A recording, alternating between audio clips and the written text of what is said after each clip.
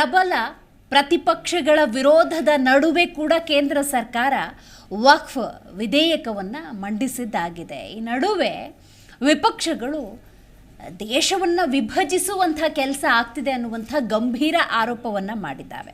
ಮತ್ತು ಸಂವಿಧಾನದ ಮೇಲೆ ನಂಬಿಕೆ ಇಟ್ಟಿರುವಂಥ ನಾವು, ಪ್ರತಿಪಕ್ಷದಲ್ಲಿ ಇರುವಂತಹ ನಾವು ಇದನ್ನು ಒಪ್ಪೋದಕ್ಕೆ ಸಾಧ್ಯವಿಲ್ಲ ಅನ್ನುವಂತಹ ಕೆಲವೊಂದು ವಿಚಾರವನ್ನು ಪ್ರತಿಪಕ್ಷಗಳು ಉಲ್ಲೇಖ ಮಾಡ್ತಿರೋದ್ರಿಂದಾಗಿ ವಕ್ಫ್ ವಿಧೇಯಕ ಅಂದ ಸಂದರ್ಭದಲ್ಲಿ ಸತ್ಯಾಸತ್ಯತೆಯನ್ನು ತಿಳಿಯುವಂಥ ಪ್ರಯತ್ನ ಇವತ್ತಿನ ಮೆಗಾ ಸುದ್ದಿಯಲ್ಲಿ ನಾವು ಮಾಡ್ತಾ ಹೋಗೋಣ. ಏನಿದು ವಿಧೇಯಕ, ಯಾವ ವಿಚಾರವನ್ನು ಇಲ್ಲಿ ತಿಳಿಸ್ಕೊಡುತ್ತೆ, ಕೇಂದ್ರ ಸರ್ಕಾರ ಏನು ಹೇಳೋದಕ್ಕೆ ಹೊರಟಿದೆ, ಇದನ್ನು ಯಾಕೆ ಪ್ರತಿಪಕ್ಷಗಳು ವಿರೋಧಿಸ್ತಿದ್ದಾವೆ, ಇದೆಲ್ಲದರ ಬಗ್ಗೆ ಸಮಗ್ರವಾಗಿ ಇವತ್ತಿನ ನಮ್ಮ ಕಾರ್ಯಕ್ರಮದಲ್ಲಿ ಚರ್ಚೆ ಮಾಡೋಣ. ನಾನು ದಿವ್ಯಶ್ರೀ.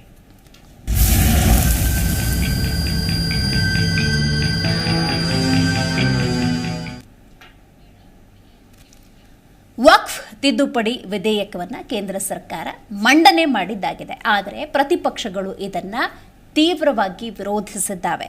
ದೇಶವನ್ನು ವಿಭಜಿಸುವ ಕೆಲಸ ಆಗ್ತಿದೆ ಅನ್ನುವಂತಹ ಗಂಭೀರ ಆರೋಪವನ್ನು ಮಾಡ್ತಿದ್ದಾವೆ. ಇದರ ಜೊತೆಗೆ ಸಂವಿಧಾನದ ತಳಹದಿಯಲ್ಲಿರುವಂತಹ ಈ ದೇಶದಲ್ಲಿ ಕೇಂದ್ರ ಸರ್ಕಾರದ ಈ ನಡೆಯನ್ನು ನಾವು ಒಪ್ಪೋದಿಲ್ಲ ಅನ್ನುವಂತಹ ಸಂದೇಶವನ್ನು ಕೂಡ ಸಾರ್ತಾ ಇದ್ದಾವೆ. ವಿರೋಧದ ಹಿನ್ನೆಲೆಯಲ್ಲಿ ಮಸೂದೆ ಪರಿಶೀಲನೆಗೆ ಜಂಟಿ ಸದನ ಸಮಿತಿ ಶಿಫಾರಸು ಮಾಡಿದೆ. ವಕ್ಫ್ ಆಸ್ತಿಗಳ ಪರಿಣಾಮಕಾರಿ ನಿರ್ವಹಣೆಗಾಗಿ ತಿದ್ದುಪಡಿ ಇದು. ಮತ್ತೊಮ್ಮೆ ವಕ್ಫ್ ಆಸ್ತಿ ಅಂತೇನಿದೆ ಅದರ ನಿರ್ವಹಣೆಗೆ ಮಾಡಿರುವಂತಹ ತಿದ್ದುಪಡಿ ಇದು ಅಂಥೇಳಿ ಕೇಂದ್ರ ಸರ್ಕಾರ ಯಾವುದೇ ಉತ್ತರವನ್ನು ಕೊಟ್ಟರು ಅದನ್ನು ಸಮಜಾಯಿಷಿ ಅಂತ ಒಪ್ಪಿಕೊಂಡಿರುವಂತಹ ಪ್ರತಿಪಕ್ಷಗಳು ತೀವ್ರ ರೀತಿಯಲ್ಲಿ ಈ ವಿಧೇಯಕವನ್ನು ವಿರೋಧಿಸ್ತಾ ಇದ್ದಾವೆ. ಸದ್ಯದ ನ್ಯೂನತೆಗಳನ್ನು ಸರಿಪಡಿಸುವಂತಹ ಉದ್ದೇಶದಿಂದ ಈ ತಿದ್ದುಪಡಿ ಅನ್ನುವಂಥ ವಿಚಾರವನ್ನು ಕೇಂದ್ರ ಮಂಡಿಸ್ತಾನೇ ಇದೆ. ಇನ್ನು ಬಹಳ ಮುಖ್ಯವಾಗಿ ವಿಪಕ್ಷಗಳು ಅಂದ ಸಂದರ್ಭದಲ್ಲಿ ಯಾಕೆ ಈ ರೀತಿಯ ವಿರೋಧ ಅನ್ನೋದು ವ್ಯಕ್ತವಾಗ್ತಾ ಇದೆ, ಇದು ಕೂಡ ಬಹಳ ಮುಖ್ಯ ಆಗುತ್ತೆ. ಇದಕ್ಕೆ ಸಂಬಂಧಪಟ್ಟಂತೆ ಕೇಂದ್ರ ಅಲ್ಪಸಂಖ್ಯಾತ ವ್ಯವಹಾರಗಳ ಸಚಿವ ಆಗಿರುವಂತಹ ಕಿರಣ್ ರಿಜಿಜು ಮಾತನಾಡಿದ್ದಾರೆ. ಜೊತೆಗೆ ಕೆ.ಸಿ. ವೇಣುಗೋಪಾಲ್ ಕೂಡ ಮಾತನಾಡಿದ್ದಾರೆ. ಬನ್ನಿ ಏನು ಹೇಳಿದ್ದಾರೆ ಕೇಳೋಣ. ये अमेंडमेंट आज सरकार इस सदन में ला रहे हैं. एक तरीके से आप लोगों ने जो भी कदम उठाया है, आप लोगों ने जो भी चाहा है वो आप नहीं कर पाया, वही चीज करने के लिए हम आज ये अमेंडमेंट प्रपोज किया गया. अब जब मैं इसका विवरण दूंगा तो आप बिल्कुल सहमत होगा मैं जो आपके सामने में बात रख रहा हूं. और दूसरी बात, इसमें हम लोग सब चुने हुए प्रतिनिधि हैं. मैं अपना बात तर्क रखने से पहले ही बताना चाहता हूं, इस बिल का समर्थन कीजिए. करोड़ों लोगों का दुआ मिलेगा.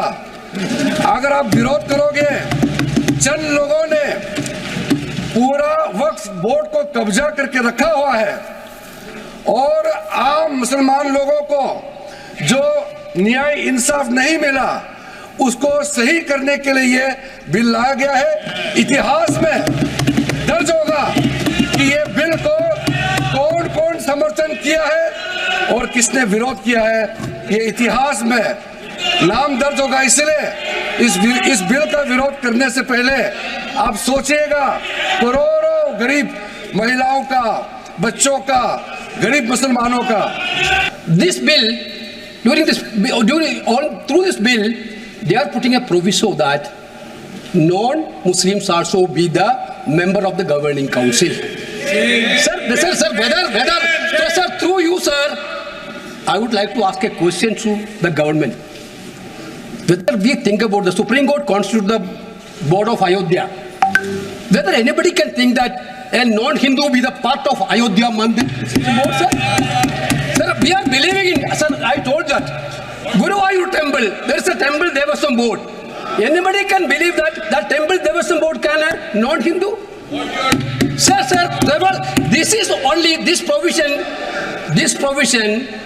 anybody, non-Muslims also be part of Waqf Council is correctly an attack on the faith and freedom of religion. Correctly. Sir, that we are talking about you are telling we are the constitution. When we are showing the constitution, you are telling you people are protecting the constitution. This is a fundamental attack on constitution. This bill is a fundamental. Now you are going for Muslims. Next you will go for Christians. Next you will go for Jain. Next you will go राष्ट्रीय Therefore, there is a fundamental principle. You cannot go with the Hindu. Sir, in our tradition, what is the tradition of Indian? What is the culture of Indian? Yarnaji, we are believing the culture and tradition of Indian, Bharat. Respect each other's faith. I told you, we are Hindu, sir. We are a believer. But same time, we are respecting the faith of other religions also. That is the basic principle. This bill, through this bill, ವಕ್ಫ್ ತಿದ್ದುಪಡಿ ವಿಧೇಯಕದ ಬಗ್ಗೆ ಇವತ್ತು ನಾವು ಮಾತಾಡ್ತಾ ಇದ್ದೀವಿ. ಇದೀಗ ನಮ್ಮ ಕಾರ್ಯಕ್ರಮದಲ್ಲಿ YP ರಾಷ್ಟ್ರೀಯ ಅಧ್ಯಕ್ಷರಾಗಿರುವಂತಹ ಶಹಬಾಜ್ ಖಾನ್ ಇದ್ದಾರೆ. ನಮಸ್ಕಾರ ಶಹಬಾಜ್ ಅವರೇ. ನೋಡಿ, ಇವತ್ತು ಕೇಂದ್ರ ಸರ್ಕಾರದಲ್ಲಿ ಪ್ರತಿಪಕ್ಷಗಳ ವಿರೋಧದ ನಡುವೆ ಕೂಡ ವಕ್ಫ್ ತಿದ್ದುಪಡಿಯನ್ನು ಮಂಡಿಸಲಾಗಿದೆ. ಸೊ ಇದಕ್ಕೆ ಸಂಬಂಧಪಟ್ಟಂತೆ ಯಾವುದೇ ಮೂಲ ಹಕ್ಕುಗಳಿಗೆ ಧಕ್ಕೆ ಆಗೋದಿಲ್ಲ, ಮಹಿಳೆಯರ ಹಕ್ಕನ್ನು ಪಡ್ಕೊಳ್ತಾರೆ, ಸದಸ್ಯರ ನೇಮಕ ಅನ್ನೋದಾಗತ್ತೆ, ಆಸ್ತಿಗಳ ನಿರ್ವಹಣೆಗೆ ಸಮಗ್ರವಾಗಿ ಚಿಂತನೆಯನ್ನು ಮಾಡಿ ಈ ಒಂದು ವಿಧೇಯಕವನ್ನು ಮಂಡಿಸಿರೋದು ಅಂತ ಕೇಂದ್ರ ಸರ್ಕಾರ ಹೇಳ್ತಾ ಇದೆ. ಬಟ್ KC ವೇಣುಗೋಪಾಲ್ ಅವರು ಒಂದು ಮಾತನ್ನು ಹೇಳಿದರು, ಏನು ಫಂಡಮೆಂಟಲ್ ಅಟ್ಯಾಕ್ ಆನ್ ಮುಸ್ಲಿಮ್ಸ್ ಅಂತ ಹೇಳ್ತಾರೆ. ಸೊ ಒಂದು ಪರ ಸ್ಟೇಟ್ಮೆಂಟು ಇದೆ, ಒಂದು ವಿರೋಧ ಅನ್ನೋ ಸ್ಟೇಟ್ಮೆಂಟು ಇದೆ ಅನ್ನೋದಾದರೆ ಈ ವಿಧೇಯಕವನ್ನು ನೀವು ಹೇಗೆ ಅರ್ಥೈಸ್ಕೊಂಡಿದ್ದೀರಿ? ಏನು ಮಾಡುತ್ತೆ ವಿಧೇಯಕ? ಏನಾಗಿದೆ ವಿಧೇಯಕದಲ್ಲಿ? ಮೊದಲನೇದಾಗಿ ಸಂಪೂರ್ಣವಾಗಿ ನಿಮ್ಗೆ ತಿಳಿಸ್ಕೊಡ್ತೀನಿ ವಕ್ಫ್ ಬೋರ್ಡ್ ಅಂದ್ರೆ ಏನು, ವಕ್ಫ್ ಅಂದ್ರೆ ಏನು ಅನ್ನೋ ವಿಷಯ. ವಕ್ಫ್ ಬೋರ್ಡ್ ಅಂತ ಬಂದಿದ್ದು 1400 ವರ್ಷಗಳ ಹಿಂದೆ ನಮ್ಮ ಮೊಹಮ್ಮದ್ ಸಲ್ಲಲ್ಲಾಹು ಅಲೈಹಿ ವಸಲ್ಲಂ ಪೈಗಂಬರ್ ಅವರು ಮದೀನಾ ಅಲ್ಲಿ ಇರೋವಂತಹ ಬಡವರಿಗೆ 600 ಗಿಡಗಳು ಅವ್ರಿಗೋಸ್ಕರ ಅದ್ರಲ್ಲಿ ಬರುವಂತ ಫಲಗಳಲ್ಲಿ ಅದರ ಬರುವಂತ ದುಡಿಮೆಗಳಲ್ಲಿ ಬಡವರಿಗೆ ಅನುಕೂಲ ಆಗಲಿ ಅಂತ ಹೇಳಿ ಮಾಡಿದ್ರು. 600 ಅದಾದ ನಂತರ ಇಲ್ಲಿ ನಮ್ಮ ಪೈಗಂಬರ್ ಮಾಡ್ಕೊಂಡು ಬಂದಿದ್ದ ಪದ್ಧತಿನೇ ಅದು ಬರ್ತಾ ಬರ್ತಾ ಬರ್ತಾ ಬ್ರಿಟಿಷ್ ಅವರ ಕಾಲದಲ್ಲಿ ಬ್ರಿಟಿಷ್ ಆಕ್ಟ್ 1923 ಅಂತ ಮಾಡಿದ್ರು ಅವರು. 1923 ಅಲ್ಲಿ ಮಾಡಿದಾಗ ಅದ್ ನಂತರ ಅದ್ ಮುಗಿದ ಮೇಲೆ ಇಂಡಿಪೆಂಡೆಂಟ್ ವಕ್ಫ್ ಬೋರ್ಡ್ ಆಕ್ಟ್ ಅಂತ 1954 ಗೆ ಇವ್ರು ಮಾಡಿದ್ರು. ಸರಿನಾ? ಈಗ ಪ್ರಾಪರ್ಟಿ ನಮ್ದು 2006 1,20,000 ಎಕರೆ ಜಮೀನಿತ್ತು ನಮ್ದು. 2009 4 ಲಕ್ಷ ಎಕರೆ ಜಮೀನಿತ್ತು ನಮ್ದು. ಅದಾದ ನಂತರ 2024 9,40,000 ಎಕರೆ ಜಮೀನು ನಮ್ಮ ಹತ್ರ ಈಗ ಇದೆ. ಹೆಚ್ಚು ಕಮ್ಮಿ ಅಂದ್ರೆ 10 ಲಕ್ಷ ಎಕರೆ ಜಮೀನು ನಮ್ಮ ಹತ್ರ ಇದೆ. ಅಂದ್ರೆ 5 ಸಿಂಗಾಪುರ್, 5 ದೊಡ್ಡ ದೊಡ್ಡ ಮಾಲ್ಡೀವ್ಸು, ಆಮೇಲೆ 50 ಕಂಟ್ರಿಗಳು ಲೆಕ್ಕ ಹಾಕಿದ್ರು ಅಷ್ಟು ಪ್ರಾಪರ್ಟಿ ಇಲ್ಲ. ವಕ್ಫ್ ಹತ್ರ ಅಷ್ಟು ಪ್ರಾಪರ್ಟಿ ಇದೆ. ಈ ವಕ್ಫ್ ಮಾಡಿರೋರು ಯಾರು? ವಕ್ಫ್ ಅನ್ನೋ ಹೆಸರು ಪದ ಎಲ್ಲಿಂದ ಬಂತು? ವಕ್ಫ್ ಅಂದ್ರೆ ಯಾರು ಅದಕ್ಕೆ ಓನರ್ ಇರ್ತಾನೋ, ಅದಕ್ಕೆ ವಾಕಿಫ್ ಆಗಿರ್ತಾನೋ ಅವನು ಅದನ್ನ ವಕ್ಫ್ ಮಾಡಿರ್ತಾನೆ. ಅವನ್ ತನ್ನ ಮಕ್ಳಿಗೆ ವಕ್ಫ್ ಮಾಡ್ತಾನೋ ಅಥವಾ ನಮ್ಮ ಧರ್ಮಕ್ಕೆ ಒಳ್ಳೇದಾಗ್ಲಿ ಅಂತ ವಕ್ಫ್ ಮಾಡ್ತಾನೋ. ಈ ಪದ್ಧತಿ ನಡ್ಕೊಂಡ್ ಬಂದಿರೋದು ವಕ್ಫ್ಗೋಸ್ಕರ. ಅದೇ ಹಿಂದೂ ಎನ್ರೋಲ್ಮೆಂಟ್ ಬೋರ್ಡ್ ಅಲ್ಲಿ ಇವ್ರ ಕೈಲಿ ಎಲ್ಲೂ ಒಂದ್ ಕಡೆ ಹಿಂದೂ ಎನ್ರೋಲ್ಮೆಂಟ್ ಅಂತ ಮಾಡಿದ್ದಾರೆ, ಆಮೇಲೆ ಬಹಳಷ್ಟು ಧಾರ್ಮಿಕ ಜಾಗಗಳಲ್ಲಿ ಮಾಡಿದಾರಲ್ಲ, ಅದರಲ್ಲಿ ಎಲ್ಲೂ ಕೂಡ ಒಂದು ಮುಸಲ್ಮಾನ್ಗೆ ಒಂದು ಅಧಿಕಾರಿ ಆಗ್ಲಿ CEO ಆಗ್ಲಿ ಅಪಾಯಿಂಟ್ ಆಗಿರೋದು ನಾವು ಇಲ್ಲಿ ಗಂಟ ನೋಡಿಲ್ಲ. ವಕ್ಫ್ ಬೋರ್ಡ್ ಅಲ್ಲಿ ನಮ್ಮ ಹಿಂದೂಗಳು ಕೆಲಸ ಮಾಡ್ತಾ ಇದ್ದಾರೆ, ಮುಸ್ಲಿಮ್ಸ್ ಅವರು ಕೆಲಸ ಮಾಡ್ತಾ ಇದ್ದಾರೆ. ಇದರಲ್ಲಿ ಮುಖ್ಯವಾಗಿ ನಮ್ಗೆ ಏನಿದೆ, ಆರ್ಟಿಕಲ್ 14 ಅನ್ನೋ ಉಲ್ಲಂಘನೆ ಆಗ್ತಾ ಇದೆ, ಆರ್ಟಿಕಲ್ 15 ಉಲ್ಲಂಘನೆ ಆಗ್ತಾ ಇದೆ, 25 ಉಲ್ಲಂಘನೆ ಆಗ್ತಾ ಇದೆ. ಇವ್ರಿಗೆ ಅಧಿಕಾರ ಕೊಟ್ಟಿದೆ ಸರ್ಕಾರ ಏನು, ಆರ್ಟಿಕಲ್ 27 ಅಲ್ಲಿ ನೀವು ಕೇಳಕ್ ಆಗ್ತಾ ಇಲ್ಲ. ಆರ್ಟಿಕಲ್ 27 ಅಲ್ಲಿ ಏನ್ ಕೇಳಬೇಕಾಗಿತ್ತು ಇವರು, ಯಾವುದೇ ಒಂದು ವಕ್ಫ್ ನ ನೀವು ಸರ್ವೆ ನಡೆಸಬೇಕು ಅಂದ್ರೆ ಸೆಕ್ಷನ್ 4, 5, 6 ಪ್ರಕಾರ ನಮ್ಗೆ ಅದಕ್ಕೆ ಆದೇಶ ಕೊಡುತ್ತೆ, ನೀವು ಅದನ್ನ ತನಿಖೆ ನಡೆಸಿ ಅದ್ರ ವಿಚಾರವಾಗಿ ತಗೊಂಡ್ ಬನ್ನಿ ಅಂತ. ಇದು ಯಾವಾಗ ವಿಚಾರಿಸ್ತಾರೋ, ಆ ಜಾಗ ಯಾರ್ದು, ಹೆಂಗೆ, ಏನಿದೆ ಅಂತ ಹೇಳಿ ವಿಚಾರಿಸಿದಾಗ ಇದು ಎಲ್ಲಿ ಗಂಟ ಹೋಗುತ್ತೆ? ನಾವು ಡೈರೆಕ್ಟ್ ಆಗಿ ಇದು ವಕ್ಫ್ ಬೋರ್ಡ್, ಈಗ ನಿಮ್ ಪ್ರಾಪರ್ಟಿ ಇರುತ್ತೆ, ನಾವು ಬಂದು ಬೋರ್ಡ್ ಹಾಕ್ಬಿಟ್ಟು ನಮ್ ಪ್ರಾಪರ್ಟಿ ಅಂತ ಹೇಳಿರೋ ಪ್ರಾಪರ್ಟಿ ಅಲ್ಲ ಇದು. ಸೆಕ್ಷನ್ 8 ನಮ್ಗೆ ಅಧಿಕಾರ ಕೊಟ್ಟಿದೆ. ಅದ್ರ ಪ್ರಕಾರ ಅದ್ರ ಖರ್ಚು ವೆಚ್ಚು ಎಲ್ಲ ಸರ್ಕಾರ ಕೊಟ್ಟಿದೆ. ಸೆಕ್ಷನ್ 8 ಅಲ್ಲಿ ನಮಗೆ ಅಧಿಕಾರ ಕೊಟ್ಟು ಅಲ್ಲಿ ಸರ್ವೆ ನಡೆಸಿ 10 ವರ್ಷಕ್ಕೊಮ್ಮೆ ಸರ್ವೆ ನಡೀತದೆ. ಈ ಸರ್ವೆ ನಡೆದ ಆದ್ಮೇಲೆ 10 ವರ್ಷಕ್ಕೊಂದ್ಸತಿ ಸರ್ವೆ ಆಗ್ತಾ ಇದೆ. ಇದು ಈಗ್ಲಿನ ಕಾಲದಲ್ಲ, ಬ್ರಿಟಿಷ್ನವ್ರ ಕಾಲದಿಂದನೂ ನಡ್ಕೊಂಡ್ ಬಂದಿದೆ. ಈಗ ನಾನು ಹೇಳೋದು ಏನಂದ್ರೆ, ನಿಮ್ಗೆ ಇಷ್ಟೆಲ್ಲ ಇವತ್ತು ನಡೀತಾ ಇದೆ, ಇವರೆಲ್ಲ ಹೇಳ್ತಾ ಇದಾರಲ್ಲ, ಈಗ ವಕ್ಫ್ ಆಕ್ಟ್ 1954 ತಗೊಂಡೋಗಿ ಇಲ್ಲಿ ನನ್ನ ಕೈಲಿದೆ ಅಮೆಂಡ್ಮೆಂಟ್, ಈಗ ಬಿಲ್ ಏನ್ ಕಳಿಸಿದ್ದಾರೆ ಈ ಕಾಪಿ ನನ್ನ ಕೈಲಿದೆ. ಆಮೇಲೆ 1954 ಇದೆ, 1995 ಇದೆ ನನ್ನ ಹತ್ರ. ಆಮೇಲೆ ಈ ಇಂಡಿಯನ್ ಕಾನ್ಸ್ಟಿಟ್ಯೂಷನ್ ನಾನು ತಗೊಂಡ್ ಬಂದಿದ್ದೀನಿ ಮೊನ್ನೆಯಿಂದಾನೆ. ಏನಕ್ಕೆ ಗೊತ್ತಾ, ಇದರಲ್ಲಿ ಇವ್ರಿಗೆ ಆ ತರ ತಿದ್ದುಪಡಿ ಮಾಡಬೇಕು ಅನ್ನಂಗಿದ್ರೆ ನಿಮ್ಮ ಮುಜರಾ ಇಲಾಖೆಯಲ್ಲಿ ಮಾಡ್ಲಿ, ಹಿಂದೂ ಧಾರ್ಮಿಕಗಳಲ್ಲಿ ಮಾಡ್ಲಿ. ಇವರು ನಮ್ಮ ಮುಸಲ್ಮಾನರಿಗೆ ಧಕ್ಕೆ ಬರುವಂತ ಕೆಲಸ ಇವರು ಮಾಡುವಂತ ಅವಶ್ಯಕತೆ ಇಲ್ಲ. ಒಂದು ಇದು ಹೇಳ್ತಾ ಇದ್ದೀನಿ, ನಾನು ಸಂಪೂರ್ಣವಾಗಿ ತಿಳಿಸ್ಕೊಡ್ತೀನಿ ಇವತ್ತು. ಈಗ ಎಷ್ಟೋ ಜನ ಮಾತಾಡ್ತಾ ಇದ್ದಾರೆ, ಅವ್ರಿಗೆ ಈಗ ನೀವು ಮುಸಲ್ಮಾನರಾಗಿದ್ರೆ ನಾವೇನು ಇವ್ರಿಗೆ ಪ್ರೂಫ್ ಕೊಡ್ಬೇಕಾ?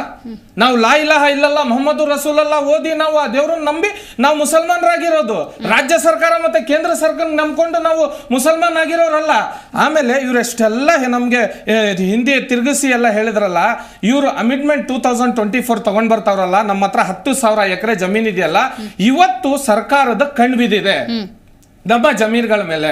ನೀವು ಮಾಡಿ, ನಿಮ್ಗೆ ಇಲ್ಲ ಅಂತ ಇಲ್ಲ. ನೀವು ಅಮಿಟ್ಮೆಂಟ್ ಆಕ್ಟ್ ಅಲ್ಲಿ ನೀವು ಇರಿ. ಒಂದ್ ನಿಮಿಷ ಸರ್, ಒಂದ್ ನಿಮಿಷ ನೀವು ಹೇಳಿ ನಿಮ್ಮ ಪ್ರಕಾರ, ನಿಮ್ಮ ಅಭಿಪ್ರಾಯ ಎಲ್ಲ ತಿಳ್ಕೊಳ್ಳೋಣ. ಇಲ್ಲಿ ಮುಸಲ್ಮಾನ್ ಅಂತ ಹೆಸರು ಬಂದಾಗ ಇಲ್ಲಿ ಅವೇಸಿ ಮಾತಾಡೋದು ಅಥವಾ CM ಶಾಬಾಸ್ ಖಾನ್ ಮಾತಾಡೋದು ಒಂದೇ ಇರೋದಾ? మీకు ಮುಸಲ್ಮಾನ್ ಮಿನಿಸ್ಟ್ರುಗಳಿಲ್ವಾ? ಇದ್ರಲ್ಲಿ ನೀವು ನೋಡಿಲ್ಲ. ನೀವು ಈ ಬಿಲ್ಲು ಫುಲ್ ಓದ್ತಾ ಕೂತ್ಕೊಂಡ್ರೆ 3 ದಿನ ಆಗುತ್ತೆ. ನಮ್ಮ ಮುಸಲ್ಮಾನ ಸಮುದಾಯಕ್ಕೆ ಧಕ್ಕೆ ಬರುವಂತ ಬಿಲ್ ಅಂದ್ರೆ ಇದು ವಕ್ಫ್ ಬೋರ್ಡ್ ಬಿಲ್ಲು. ಇವತ್ತು 4 ಕಡೆ ಕೊಟ್ಟಿದ್ದಾರೆ. ಬೆಂಗಳೂರು ನಮ್ಗೆ 4 ಕ್ರಿಮಿನಲ್ ಕೊಟ್ಟವ್ರೆ. ಬೆಂಗಳೂರಲ್ಲಿದೆ, ಮೈಸೂರಲ್ಲಿದೆ, ಗುಲ್ಬರ್ಗಾದಲ್ಲಿದೆ, ಬೆಳಗಾಮಲ್ಲಿದೆ. ಈ 4 ಕ್ರಿಮಿನಲ್ ಬಿಟ್ಟು ಇವರು ನಾರ್ಮಲ್ ಆಗಿ ಈಗ ಯಾವ್ದೋ ಒಂದು ಪ್ರಾಪರ್ಟಿ ಕತೆ ಹೆಂಗ್ ನಡೀತದೆ ಆ ತರ ನಡೆಯೋ ಹಾಗೆ ಮಾಡಂಗಿದ್ರೆ ನಮ್ಮ ಮಸೀದಿ, ನಮ್ಮ ದರ್ಗಾ, ನಮ್ಮ ಖಬ್ರಸ್ತಾನು, ನಮ್ಮ ಎಲ್ಲಾನು ಖಬ್ರಸ್ತಾನ್ಗೆ ಹೋಗ್ಬಿಡ್ಬೇಕಾ? ಅಲ್ಲ, ನಮ್ಮ ಎಲ್ಲಾನು ನೀವೇ ಮಾಡಂಗಿದ್ರೆ ಇನ್ ನಾವೇನ್ ಮಣ್ ತಿನ್ನಕ್ ಇರೋದ? ನಾವು ಮುಸಲ್ಮಾನರದ್ದು 10,000 ಒಂದು ಕ್ಲಾರಿಟಿ ಕೊಡಿ. You are coming into constitution or not? ನೀವು ಭಾರತದ ಸಂವಿಧಾನದ ಅಡಿಯಲ್ಲಿ ಬರ್ತೀರಾ ಇಲ್ವಾ? ಹೌದಾ? ಅಲ್ಲಿ ನೀವು ಹೇಳಿದ್ರಲ್ಲ, ಹೌದಲ್ಲ, ನಾವು ಇದನ್ನ ಪ್ರಾಮಾಣಿಕವಾಗಿ ನಂಬಿರೋರಲ್ವಾ? ನೀವು ಹೇಳಿದ್ ಕರೆಕ್ಟ್ ಅಲ್ವಾ? ಇದರಲ್ಲಿ ಸರ್ಕಾರಕ್ಕೆ 1995 2013 ಇಂದ ಆಗದೆ ಇರುವಂತದ್ದು ಇವತ್ತೇನ್ ಸಿಗಾಕೊಂತಪ್ಪ ಅವ್ರಿಗೆ? ಇಲ್ಲ ಆತರ ಏನ್ ಹಗರಣ ಕಾಣಿಸ್ತು ಇವತ್ತು ನಮ್ಮ ಮಸೀದಿ ಮೇಲೆ, ದರ್ಗಾ ಮೇಲೆ, ಖಬ್ರಸ್ತಾನ್ ಮೇಲೆ, ಆಶುಖಾನ ಮೇಲೆ? ಈ ಸಮುದಾಯ ಮಾಡಿದ ಏನಕ್ಕೆ? ಆಗಿನ ಕಾಲದಲ್ಲಿ ಶಿಯಾ ಸುನ್ನಿ ಮಧ್ಯದಲ್ಲಿ ಪ್ರಾಪರ್ಟಿಗಂತ ಯಾವುದೇ ರೀತಿಯ ಜಗಳಗಳು ಬರಬಾರ್ದು ಅಂತ ಹೇಳಿ ಮಾಡಿದಂತ ವಕ್ಫ್ ಬೋರ್ಡ್. ಈ ವಕ್ಫ್ ಬೋರ್ಡ್ ನ ಇವತ್ತಿಗಂಟಾನು ನ್ಯಾಯವಾಗಿ ಒಂದು ನ್ಯಾಯ ಪದ್ಧತಿಯಲ್ಲಿ ಅಲ್ಲಲ್ಲಿ ಚೀಫ್ ಆಫೀಸರ್ ನೋಡಿ, ಆಫೀಸರ್ ಅಂದ್ಮೇಲೆ ಯಾರೋ ಅವ್ರು ಹಗರಣ ಮಾಡ್ತಾರ, ಅವ್ರು ಏನೋ ಮಾಡ್ತಾರ, ಇವ್ರೇನ್ ಮಾಡ್ತಾರ, ಅದು ನಮಗ್ ಮುಖ್ಯ ಅಲ್ಲ. ಇಲ್ಲಿ ಬಂದಿರೋದು ಮುಸ್ಲಿಂ ಸಮುದಾಯದ ಮೇಲೆ ಹೆಸರು. ಏನಕ್ಕಂದ್ರೆ ವಕ್ಫ್ ಬೋರ್ಡ್ ಅಂದ್ರೆ ಅಲ್ಲ, ಇವತ್ತು ವಕ್ಫ್ ಬೋರ್ಡ್ ಅಂದ್ರೆ ಮಾತಾಡ್ತೀನಿ. ಶಾಬಾಜ್ ಅವರು ಒಂದು ಪ್ರಮುಖ 2 ವಿಚಾರಗಳನ್ನ ಉಲ್ಲೇಖ ಮಾಡಿದ್ದಾರೆ. ಕಾನೂನು ಮಾಡೋದೇ ಆದ್ರೆ ಮುಜರಾಯಿ ಇಲಾಖೆ ತಗೊಳ್ಳಿ, ಯಾಕೆ ವಕ್ಫ್ ನಿಮ್ಮ ಕಣ್ಣಿಗೆ ಬಿದ್ದಿದೆ ಅನ್ನುವಂತಹ ನೇರ ಪ್ರಶ್ನೆಯನ್ನ ಕೇಂದ್ರ ಸರ್ಕಾರಕ್ಕೆ ಮಾಡಿದ್ದಾರೆ. ಇನ್ನೊಂದು 1954ರಿಂದ ಕಾಣ್ದಿರುವಂತಹ ಅನ್ಯಾಯ ಇವಾಗೇನ್ ನಿಮಗೆ ಕಾಣ್ತಿದೆ ಅನ್ನುವಂತಹ ಪ್ರಶ್ನೆಯನ್ನ ಕೇಳ್ತಾ ಇದ್ದಾರೆ. ಅದ್ರ ಬಗ್ಗೆ ಕೂಡ ಒಂದಷ್ಟು ಕ್ಲಾರಿಫಿಕೇಶನ್ ತಗೊಳ್ಳೋಣ ಬ್ರೇಕ್ನ ನಂತರ.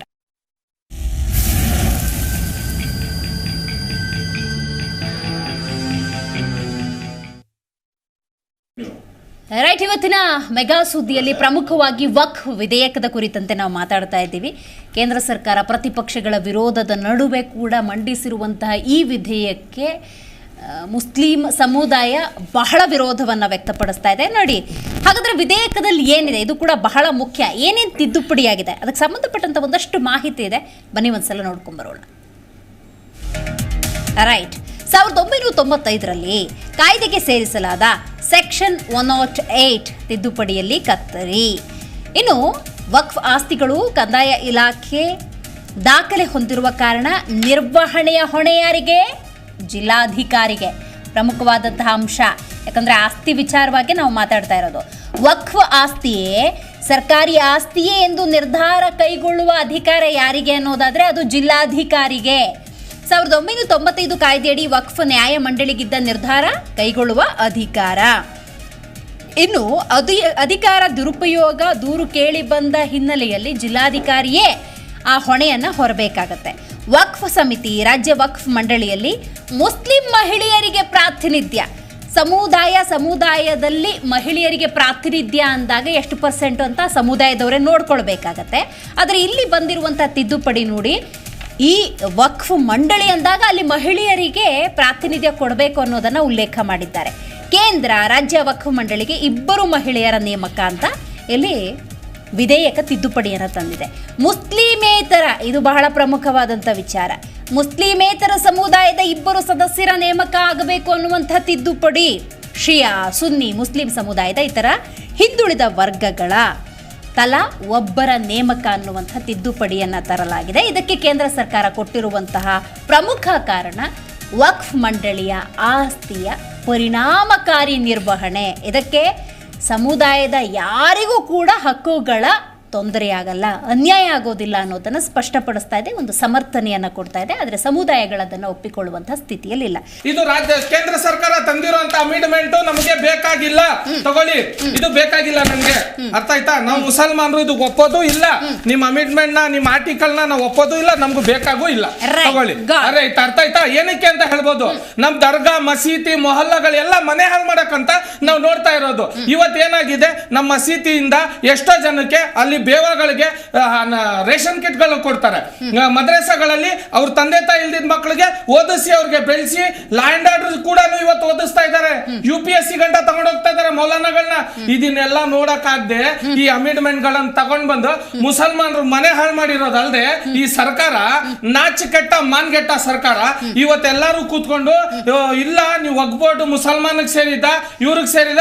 ನಾನ್ ಮುಸಲ್ಮಾನ ರೀ, ನಾನ್ ಪಕ್ಕಾ ಮುಸಲ್ಮಾನ, ನಾನ್ ಪ್ರೂವ್ ಮಾಡೋ ಅವಶ್ಯಕತೆ ಇಲ್ಲ ಅವ್ರಿಗೆ. ಯಾರಿಗೆ ಹೇಳಿ? ಸೆಂಟ್ರಲ್ ಗೌರ್ಮೆಂಟ್ ಅವ್ರಿಗೆ 5 ವರ್ಷದ ತನಕ ನೀವು ಮುಸಲ್ಮಾನ್ ಇದ್ರೆ ನಾನೇನ್ ನಾಳೆ ಹೋಗಿ ಹಿಂದೂ ಧರ್ಮಕ್ಕೆ ಸೇರ್ತಾ ಇದ್ದೀನ, ಇಲ್ಲ ನಾಡ್ದು ಹೋಗ್ಬಿಟ್ಟು SC/ST ಸೇರ್ತಾ ಇದ್ದೀನ, ಅದು ಅವ್ರವ್ರ ವ್ಯಕ್ತಿಕ. 5 ವರ್ಷ ಗಂಟ ಮಾತ್ರ ಇದ್ರೆ ಮುಸಲ್ಮಾನ, ಅವನಿಗೆ ವಕ್ಬೋರ್ಡ್ ಆಸ್ತಿ ಹೇಳ್ತಾರೆ. ಅವ್ರ ಆಸ್ತಿ ಹಿಡ್ಕೊಂಡವ್ರಂತೆ, ನಾವು ಅವ್ರ ಆಸ್ತಿ ಹಿಡ್ಕೊಂಡಿರೋರಂತೆ. ಕೇಳಿಲಿ, ನಿಮ್ಮ ಪ್ರಾಪರ್ಟಿ ಮೇಲೆ ನಾವು ಬೋರ್ಡ್ ಹಾಕಿರೋದಂತೆ. 10 ವರ್ಷಕ್ಕೊಂದ್ಸಮ ಸರ್ವೆ ಮಾಡಿಸ್ತಾರಲ್ಲ ಇವರು. ಯಾರ ಕೈಲಿ ಸರ್ವೆ ಮಾಡಿಸ್ತಾರೆ? ಅಧಿಕಾರಿಗಳು ಇಟ್ಕೊಳ್ಳಿ. ಈ ಅಧಿಕಾರಿಗಳನ್ನ ಸಾಕಿರೋರು ಯಾರು? ರಾಜ್ಯ ಸರ್ಕಾರ ಅಧಿಕಾರಿಗಳಲ್ಲಿ ಸರ್ವೆ ಮಾಡಿ ಡಿಸ್ಟ್ರಿಕ್ಟ್ ಆಫೀಸರ್ಗಳು ನಮ್ಮಲ್ಲಿ 4 ಟರ್ಮಿನಲ್ ಕೊಟ್ಟವ್ರೆ.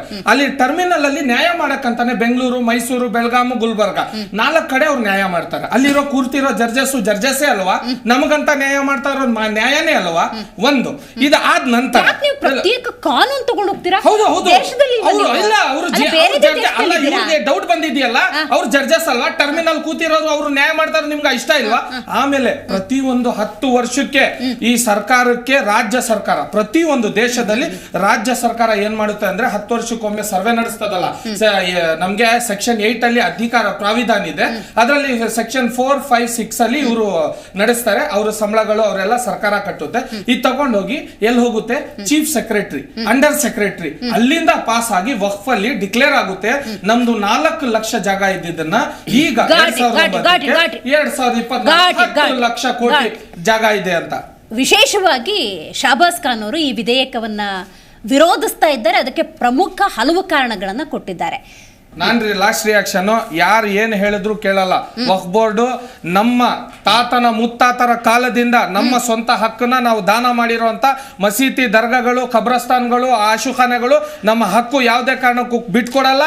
ಇದು ಬಿಲ್ ಅನ್ನು ನಾವು ಪಾರ್ಲಿಮೆಂಟ್ ಅಲ್ಲಿ ಪಾಸ್ ಆಗಕ್ಕೆ ಕೊಡಲ್ಲ. ಚಲೋ ದಿಲ್ಲಿ ಕಾರ್ಯಕ್ರಮದಲ್ಲಿ ಶಹಬಾಜ್ ಖಾನ್ ಅವರು ಭಾಗಿಯಾಗಿದ್ದಕ್ಕಾಗಿ ಧನ್ಯವಾದಗಳು. ಸೊ ಒಟ್ಟಾರೆ ಇವತ್ತಿನ ನಮ್ಮ ಕಾರ್ಯಕ್ರಮದಲ್ಲಿ ವಕ್ಫ್ ಇದರ ತಿದ್ದುಪಡಿ ಬಗ್ಗೆ ಮಾತಾಡ್ತಾ ಇದ್ವಿ. ಬಹಳ ವಿರೋಧ ವ್ಯಕ್ತವಾಗ್ತಾ ಇದೆ. ಆದರೆ ಒಂದನ್ನು ನಾನು ಖಂಡಿತ ಹೇಳೋದಕ್ಕೆ ಇಷ್ಟಪಡ್ತೀನಿ, ಭಾರತ ಸಂವಿಧಾನದ ತಳಹದಿಯ ಮೇಲಿರುವಂಥ ದೇಶ. ನಿಮಗೆ ವಿರೋಧ ಇತ್ತಾ, ನಿಮಗೆ ಅಸಮಾಧಾನ ಇತ್ತಾ, ಇದೇ ಸಂವಿಧಾನದಲ್ಲಿ ಅವಕಾಶ ಇದೆ, ಖಂಡಿತವಾಗ್ಲೂ ನ್ಯಾಯ ಪಡ್ಕೊಳ್ಳಿ. ಅದನ್ನು ಬಿಟ್ಟು ಬೇರೆ ಬೇರೆ ಮಾರ್ಗಗಳನ್ನು ದಯವಿಟ್ಟು ಹಿಡಿಬೇಡಿ ಅಂತ ಹೇಳ್ತಾ ಇವತ್ತಿನ ಕಾರ್ಯಕ್ರಮವನ್ನು ಮುಗಿಸ್ತಾ ಇದ್ದೀವಿ. ನೋಡ್ತಾ ಇರಿ ಜಿ ಕನ್ನಡ ನ್ಯೂಸ್, ಸತ್ಯವೇ ಸುದ್ದಿಯ ಜೀವಾಳ.